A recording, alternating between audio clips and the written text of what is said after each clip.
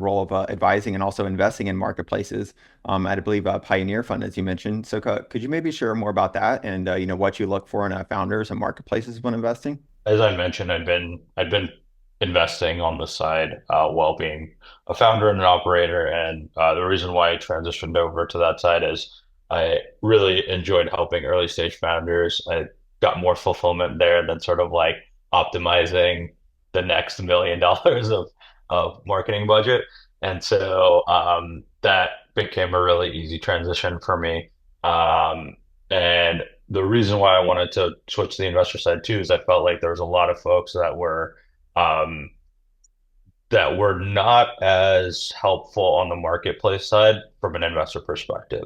There's a very few folks that I was like, okay, this I would be very happy to have them on the other side of the table. And so I thought there was an opportunity to have someone that had marketplace experience, make the investments, and understand that it's not going to be like a straight curve like in software companies. Marketplaces are hard. There's a lot more volatility, and investors need to understand that. And so on that note, what I look for in founders on the investing side is folks that can solve hard problems or have demonstrated the ability to solve hard problems that are undeterred by failure, because more so than any other startup, you're going to fail a lot. As a marketplace founder, you're going to be closer to dying more than any other company as well, and you have to have resilience. That is just like I've seen a lot of companies at this point.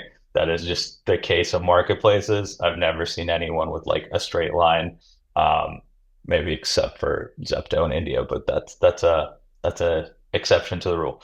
Um, the other thing I look for is people that don't find excuses to things, right? Like, um, what's a better way of putting that? You shouldn't have to have money to succeed in a marketplace, just like any other company. Like investment is just a way to amplify. You should succeed without me, and I look for founders that are going to succeed without me. My job is to just get you there quicker, and maybe save you some mistakes along the way. But I'm not going to make you win. You're going to win on your own, and that's the founder I try to look for.